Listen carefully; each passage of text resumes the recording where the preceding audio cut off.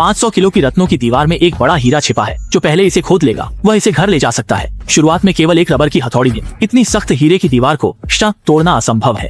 अवेई को हैंडल का उपयोग करके दीवार पर मारना पड़ा। गिरने वाले हीरे इकट्ठा कर वह संबंधित उपकरणों का आदान प्रदान कर सकता था। उसने दीवार पर बार मारा लेकिन 8 ग्राम हीरे ही मिले। यह अभी भी पर्याप्त नहीं था। अब बारी थी दाजुआंग की। उसने भी हैंडल का उपयोग करके हीरे पर मारने का निर्णय किया। हथौड़ी टूटी और अंत में उसे 4 ग्राम का हीरा मिला। हीरे की दीवार बेहद सख्त थी जो उनकी उम्मीदों से परे थी। उन्होंने निर्णय लिया अपनी भूमि पर खनन करेंगे और जो पहले बड़ा हीरा प्राप्त करेगा। अवेई ने देखा कि छोटे उभरे हुए हीरे आसानी से निकाले जा सकते हैं जबकि दीवार में जड़े हुए हीरे मजबूत हैं और उन्हें निकालना कठिन होगा। इस बार उसने 27 ग्राम के हीरे के टुकड़े पाए जो उपकरणों के लिए पर्याप्त नहीं थे। दाजुआंग ने लाल हीरे पर निशाना साधा और मारता रहा और वह उसे गिराने में सफल रहा जिसका वजन 100 ग्राम से अधिक था।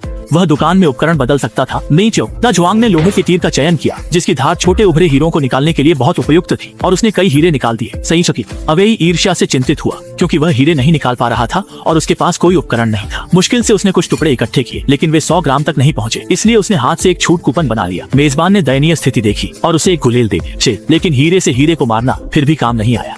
उसे दीवार को खुरचने के लिए लोहे की डिस्क का उपयोग करना पड़ा और उसने बड़ा हरा हीरा पाया जिसका वजन 170 ग्राम था। यह अगले उपकरण के लिए पर्याप्त नहीं था।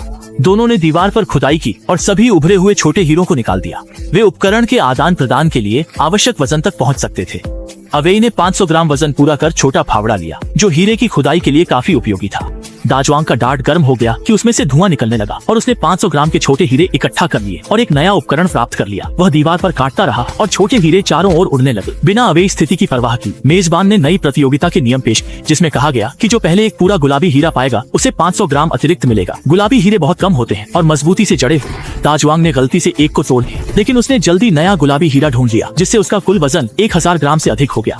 उसने एक हथौड़ा बदला लेकिन दीवार पर मारना उतना सफल नहीं रहा जितना अवेई का फावड़ा था। आखिरकार उसने एक बड़ा लाल हीरा निकाल लिया जिससे वजन पूरा हो गया और उसने उपकरण बदलना शुरू कर दिया। अवेई ने एक कुल्हाड़ी चुनी और दीवार पर जोर से मारी जिससे दीवार पर कई निशान बन गए। उसने फिर से एक बड़ा हीरा पाया और एक बड़ी कुल्हाड़ी में बदला जिससे उपकरण का स्तर बढ़ गया और गिरने वाले छोटे हीरे भी अधिक हो गए। दाजुआंग यह देखकर बहुत चिंतित हो गया। उसने मेजबान से बातचीत की, क्या हथौड़े को कुदाल से बदलना संभव है? मेजबान ने सहमति दी। दाजुआंग ने कुदाल की नोक से एक जगह पर जोर से मारा। वह दीवार को तोड़कर उसकी संपूर्णता को नुकसान पहुंचाने की योजना बना रहा था। हीरे की दीवार में एक खांचा बन गया। मेजबान ने फिर से एक नया प्रतियोगिता नियम पेश किया कि जो भी सबसे करीब के समय में हीरा निकाल सकेगा उसे एक रहस्यमय उपकरण मिलेगा। अवेई ने कुछ छोटे हीरे उठाए और उनका वजन किया जो लगभग 4 ग्राम से अधिक हो गया जबकि दाजुआंग ने केवल कुछ धूल उड़ाई जिसका वजन लगभग नहीं था। लेकिन मेजबान ने दाजुआंग को विजेता माना। उसे एक लीवर मिला और वह खांचे पर मारना चाहता। बिना नुकीले सिरे के यह काम नहीं कर रहा था।